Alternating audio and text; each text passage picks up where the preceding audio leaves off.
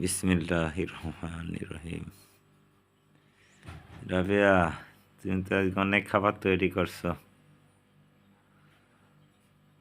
তুমি ছিটা রুটি, মুরগির মাংস, আবার এটার ভিতরে দেখছি মুসুরি ছোলার ডাল দিয়ে আলু দিয়ে ঝোল করছো, একটা আলু পটল লাউ দিয়ে সবজি,